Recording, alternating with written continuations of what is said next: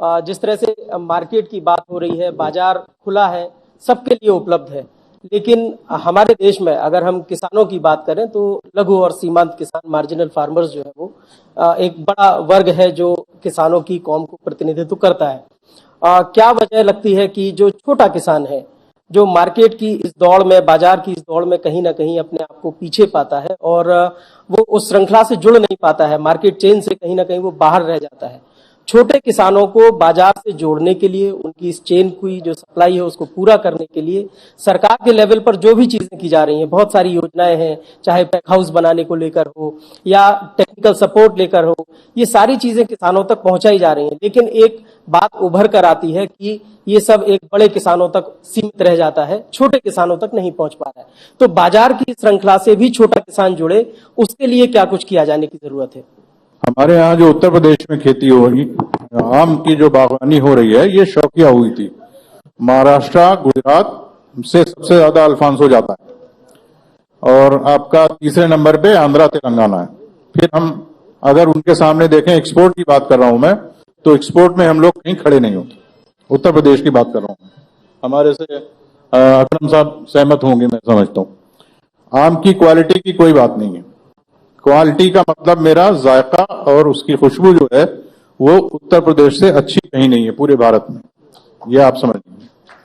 मैं पूरे भारत में घूमता हूं, तरह तरह के आम हैं और जितनी वैरायटीज हैं आपके पास, जितनी तरह के आम हैं, मलियाबाद में ही खड़े हो जाइए, यहाँ से हरदोई चले आइए, शाहजहांपुर चले आइए, इधर जहां भी पूरा यहाँ से सहारनपुर तक चले आइए। इसमें किसान को जो अपने संसाधन है पहले उसके ऊपर ध्यान देना पड़ेगा। अगर सही प्राइस रियलाइज करना है तो देखिए, आम की जो फसल है उसकी शुरुआत होती है साउथ से, फिर वो वेस्ट में जाती है, उसके बाद हमारा बिहार से उत्तर प्रदेश होते हुए और हमारे यूपी में ही लखनऊ से और सहारनपुर के सीजन में लगभग 1 महीने का अंतर है। तो हमें मंडी के ऊपर थोड़ी ध्यान देना पड़ेगा कि कब कौन सी वैरायटी कहां पे प्लेस करनी है।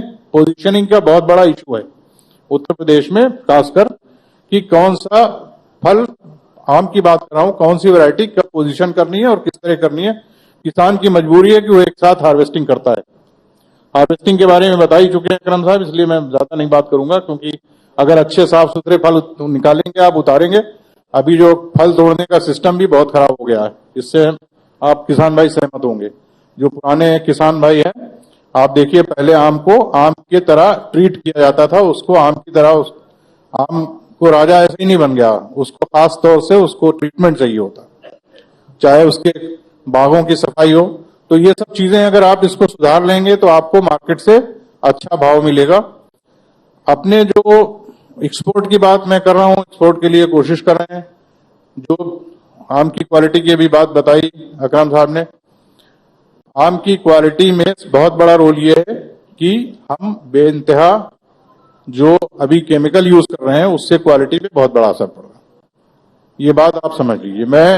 मैंने भी मैंगो में कुछ दिन काम किया। मैं एक पेस्टिसाइड कंपनी में था, मैंने मलियाबाद से शुरू किया था, 93 की बात बता रहा हूँ, और सहारनपुर में सीजन खत्म किया था। उस वक्त हम 3 स्प्रे रिकमेंड करते थे सिर्फ पूरे सीजन में। अभी हमें कलीमुल्लाह साहब ने बताया कि 10 से 14 तक स्प्रे करते हैं। तो आपकी एक लागत बढ़ गई, लागत आप कितनी गुना बढ़ गई आप ये देखिए। दूसरा, एक बहुत अच्छा सरकार ने जो कदम उठाया है जिसकी वजह से आम की क्वालिटी बढ़ेगी, प्रूनिंग और ट्रेनिंग, कटाई छटाई के लिए जो आपको अनुमति मिली है उसका सही ढंग से उपयोग करिए। उससे आपकी क्योंकि आम की क्वालिटी देखिए, 108 मिलियन टन फ्रूट का उत्पादन है भारत में, सारे फ्रूट की बात कर रहा हूं मैं, और 25 मिलियन टन आम है। तो जिस समय आम होता है कोई फल आपको बाजार में दिखाई नहीं देता। जो फल बेचने वाले लोग हैं, जिस समय आम का सीजन होता है तो उनके पास 80% आम होता है और 20% दूसरे फल होते हैं। आप अगर इसको ध्यान दें तो आम की डिमांड है, डिमांड की कोई कमी नहीं है। आप क्वालिटी बनाइए, आपको प्राइस अच्छी मिलेगी। क्वालिटी बनाइए, आपको जो है एक्सपोर्ट के अवसर ज्यादा मिलेंगे। क्वालिटी बनाने के लिए शुरुआत, सरकारी योजनाएं, सरकारी चीजें सब अपनी जगह है। आप जो बार बार इस बात के ऊपर जोर दे रही है सरकार भी और दूसरे लोग भी, कि जो हम लोग केमिकल का बहुत ज्यादा इस्तेमाल कर रहे हैं वो बहुत घातक है, उससे क्वालिटी भी खराब हो रही है और बहुत सारी दूसरी चीजें हो रही हैं। इसी वजह से आपका अभी दशहरी में एक शिकायत आ रही है गलन की जो होती, वो भी उसी वजह से, क्योंकि एक्सेस जो है हम पेस्टिसाइड यूज करते हैं, दशहरी जो है ऊपर से साफ दिखती है, उसके बाद जब हैदराबाद में खोलता है कस्टमर तो नाराज होता है। वो इसलिए सिर्फ होता है क्योंकि हम उसको सही ढंग से देखभाल नहीं कर रहे हैं। हम अपनी लागत भी कम कर सकते हैं, उसके ऊपर थोड़ा ध्यान दीजिए। और एक हम अभी आपको बताऊं, मैं पिछले 2 सालों से, मैं एग्रीकल्चर का आदमी हूं, लेकिन हम डिजिटलाइजेशन के लिए काम कर रहे हैं पिछले 2 सालों से केवीके, आईसीआर, उपकार के साथ मिलकर। अभी हम एक नया ऐप बना के आप लोगों को देने जा रहे हैं, जिसमें सिर्फ आम ही नहीं, जो भी उत्पाद आप बनाते हैं, एफपीओ या दूसरे किसान भाई, वो सीधे कस्टमर तक पहुंचाने के लिए हम लोग इंतजाम करने के लिए अभी 1-2 महीने में लॉन्च हो जाएगा। थोड़ी उसमें शुरू में थोड़ी दिक्कत होगी, क्योंकि लॉजिस्टिक बहुत बड़ा इशू है, जैसा अभी सभी लोग जानते हैं, लेकिन हम उसके लिए प्रयासरत हैं कि आपका जो है आम किसान के हाथ से सीधे आपके कंज्यूमर के पास चला जाए। मैं आपको एक एग्जांपल बताना चाहूंगा। कोविड के दौरान 2022 में हमारे एक जानने वाले यहीं लखनऊ में रहते हैं, उन्होंने थोड़ा सा ऐसे ही उन्होंने आम का काम शुरू किया ऑनलाइन, और फरहतपुर मंडी से वो आम उठाते थे। फरहतपुर मंडी से कुछ बहराइच से गुलाब खास भी लाए, और मैंने उनको सजेशन दिया था कि आप असॉर्टेड बॉक्स बनाइए। ये सब मार्केटिंग ट्रिक हुआ है। तो वो 8 से 10 किलो का एक बॉक्स बनाते थे, जिसमें दशहरी होती थी, 2-4 गुलाब खास है, और खासुल खास कहीं मिल गया या उसनारा डाल दिया। उससे जो है उनकी जो प्राइस थी वो 150 रुपए कम से कम उनको रियलाइज हो रही थी। जो उनकी खरीद थी वो 40 से 50 रुपए की थी, बाकी और मिला के खर्चा कम से कम 150 रुपए रियलाइज हो रही थी। हालांकि उन्होंने फिर वो अगले साल काम नहीं किया, लेकिन हम ये भी सजेशन है, वैल्यू एडिशन कैसे करें। वैल्यू एडिशन करने के लिए आप जो वैरायटी लगाते हैं, पूरा मलियाबाद जो है दशहरी पे डिपेंड हो गया। अब दशहरी का जो है ओवर प्रोडक्शन हो गया, ज्यादा उत्पादन हुआ कि आपका प्राइस धड़ाम से नीचे आया। तो ये भी थोड़ा ध्यान दीजिए, जो नए बाग लगा रहे हैं उसमें वैरायटी बढ़ाइए।